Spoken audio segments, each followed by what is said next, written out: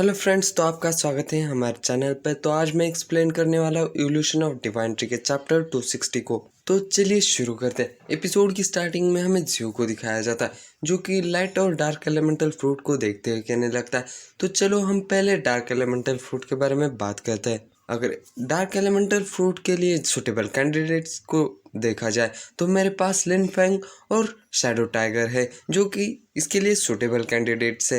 अगर लिनफेंग की बात की जाए तो उसका मिस्टी माउंटेन में जो कंट्रीब्यूशन है वो वाकई में बहुत ही अच्छा है, क्योंकि मिस्टी माउंटेन में जितने भी बीस्ट इंजर्ड होते या बीमार होते, लिनफेंग और उसकी सिस्टर ही उनका ख्याल रखते हैं।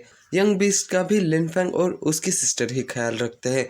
और सबसे इम्पोर्टेंट पॉइंट ये है कि यंग जनरेशन के जितने भी पावरफुल बीस्ट हैं, उनके साथ जो लिनफेंग का बॉन्ड है वो वाकई में बहुत ही अच्छा है। अगर शैडो टाइगर की बात की जाए तो वो एक एक्स्ट्राऑर्डिनरी फाइटर है। अगर उसे डार्क एलिमेंटल फ्रूट में दे दूँ तो वो एक बहुत ही powerful master level powerhouse बन जाएगा, पर मैं ऐसा नहीं कर सकता। मैं लिनफेंग के कंट्रीब्यूशन को नज़रअंदाज नहीं कर सकता। जियो को सोचने के बाद भी कोई रास्ता नहीं मिलता, तब वो कहने लगता, नो मैटर मैं ये फ्रूट किसी को भी दूँ, दूसरा तो नाराज़ होने ही वाला है, इसलिए मैं इस फ्रूट को थोड़े समय के लिए अपने पास ही रखूँगा। और वो लाइट एलिमेंटल फ्रूट के बारे में कहने लगता, तो चलो हम इस फ्रूट के बारे में देखते हैं। अब तक के जितने भी एलिमेंटल फ्रूट हुए हैं उनमें से सबसे पावरफुल और टेरिफाइंग और सबसे प्रीशियस फ्रूट ये लाइट एलिमेंटल फ्रूट है। अगर कोई इसे कंज्यूम कर ले तो उसे इतनी ज़्यादा स्ट्रेंथ और स्पीड मिलेगी कि पूछो ही मत। ये कहने के बाद लॉरियल को कहने लगता है, लॉरियल मुझे एक काम में मदद करो। लॉरियल कहने लगता है, मास्टर मैं आपकी कैसी मदद कर सकता हूँ। और जियो कहने लगता है, लॉरियल तुम्हें एक अनाउंसमेंट करनी है। इन आने वाले 3 महीनों में मिस्टी माउंटेन में एक टूर्नामेंट को होस्ट किया जाएगा, और उस टूर्नामेंट में जो फर्स्ट प्लेस पा पाएगा उसे ये लाइट एलिमेंटल फ्रूट मिलेगा, और जो सेकंड प्लेस पर आएगा उसके लिए मैं खुद एक बैप्टिज्म परफॉर्म करूंगा। और वो लॉरियल के पास आते हुए कहने लगता है, पर इस लाइट एलिमेंटल फ्रूट के बारे में बताते वक्त इसे बहुत ही बड़ा चढ़ के कहना, क्योंकि ये बहुत ही एक्सट्रीमली प्रीशियस ट्रेजर है जिसे कि पाना बहुत ही मुश्किल है।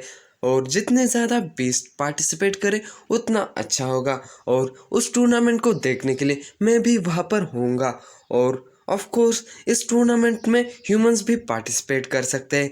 हम इस अपॉर्चुनिटी को यूज़ करके टैलेंटेड ह्यूमंस को अपने साइड पर कर सकते हैं। और लॉरियल जियो के कहे मुताबिक ही करता है। जब लॉरियल ने ये अनाउंसमेंट कर दिया तब पूरा प्लेनेट अप्रोर में चला गया, मतलब सब तरफ चहल पहल हो गई, क्योंकि लाइट एलिमेंटल फ्रूट एक एक्सट्रीमली प्रीशियस ट्रेजर है। तभी हमारा सीन शिफ्ट होकर मिस्टी माउंटेन के अंडरग्राउंड रैट्स की केव के अंदर आ जाता है, जहां हमें कुछ रैट्स को बात करते हुए दिखाया जाता है। एक कहने लगता है, क्या तुमने सुना है कि आने वाले इन 3 महीनों में मिस्टी माउंटेन एक टूर्नामेंट को होस्ट करने वाला है। दूसरा कहने लगता है, क्या टूर्नामेंट टेस्टी होता है। तभी उसे एक चिल्लाते हुए चूहा कहने लगता है, तुम गधे कहीं के, तुम्हें एक टूर्नामेंट भी नहीं पता।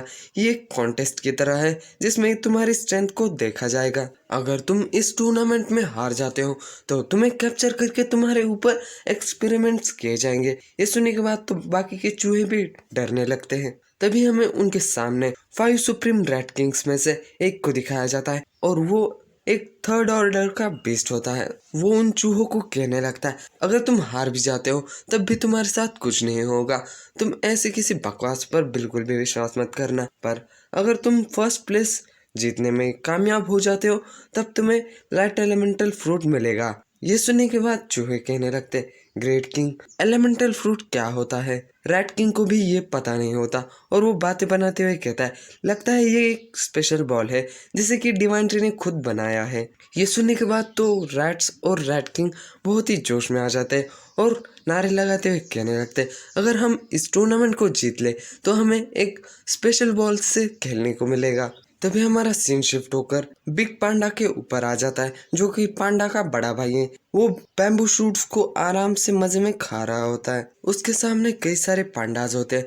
वो उसे देखते हुए लाल टपकाते हुए कहने लगते हैं, बॉस तो अपनी लाइफ को एंजॉय कर रहे हैं, वो कितने सारे बैम्बू शूट्स को खा रहे हैं, क्या वो हमें एक भी नहीं दे सकते। ये बॉस बहुत ही कंजूस है।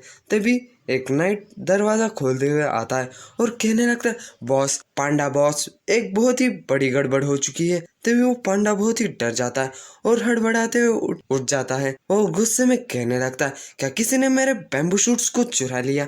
वो नाइट बहुत ही डिसअपॉइंट हो जाता है और कहने लगता है, क्या तुम्हें सिर्फ अब खाने की ही पड़ी है?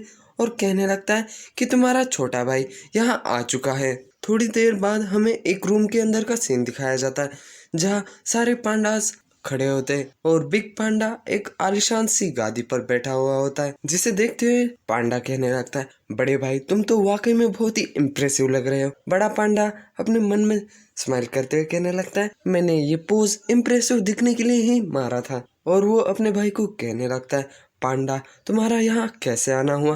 क्या तुम किसी प्रॉब्लम में हो? तभी पांडा और छोटा पांडा कहने लगता है, अगर मैं ये बात तुम्हें बता दूं तो तुम डर के मारे अपनी पैंट्स गीली कर दोगे। तुम्हें पता ही होगा कि डिवाइन ट्री इन आने वाले 3 महीनों में एक टूर्नामेंट को होस्ट करने वाला है और फर्स्ट प्लेस को, और जो भी उस कंपटीशन में फर्स्ट प्लेस पा पाएगा वो लाइट एलिमेंटल फ्रूट को जीत सकता है। पर इस कंपटीशन में सिर्फ 4th ऑर्डर के नीचे के बीस्ट ही पार्टिसिपेट कर सकते हैं। इसलिए यहाँ आज मैं तुम्हारी मदद मांगने के लिए आया हूँ। मैं तुम्हारी स्ट्रेंथ को बोरो करना चाहता हूँ और उस लाइट एलिमेंटल फ्रूट को जीतना चाहता हूँ और भी ज्यादा स्ट्रांग बनना चाहता हूँ। तभी बिग पांडा बहुत ही सीरियस हो जाता है और कहने लगता है, लाइट एलिमेंटल फ्रूट। नाइट और पांडा उसकी बात बहुत ही ध्यान से सुन रहे थे और बिग पांडा कहने लगता है, क्या लाइट एलिमेंटल फ्रूट टेस्टी होता है? ये सुनने के बाद तो नाइट बिग पांडा को कहने लगता है, बॉस, तुम ये क्या बात कर रहे हो? लाइट एलिमेंटल फ्रूट एक प्राइसलेस ट्रेजर है जिसे कि डिवाइन ट्री ने खुद बनाया है और ये बात पूरे अर्थ पर जितने भी लोग हैं उन्हें पता है। अगर उसे कोई 3rd ऑर्डर का बीस्ट या ह्यूमन कंज्यूम करे तो वो डायरेक्टली 4th ऑर्डर में ब्रेक थ्रू कर सकता है। और उस फ्रूट का सबसे इम्पोर्टेंट इफेक्ट ये है कि वो लाइट एलिमेंटल फिजिक्स दे सकता है। ये सुनने के बाद बिग पांडा कहने लगता है, सुनने में तो ये वाकई में अच्छा लग रहा है। और बिग पांडा कहने लगता है, तो छोटे भाई, तुम यहाँ क्या मेरी मदद पाने के लिए आए हो? अगर मैं तुम्हारी मदद कर भी दूँ तो तुम मुझे क्या दोगे? तब पांडा बहुत ही क्यूट बनते हुए कहने लगता है, अगर तुम मेरी इस बार मदद कर दो तो मैं तुम्हारा एक बहुत ही अच्छा भाई हमेशा के लिए रहूंगा।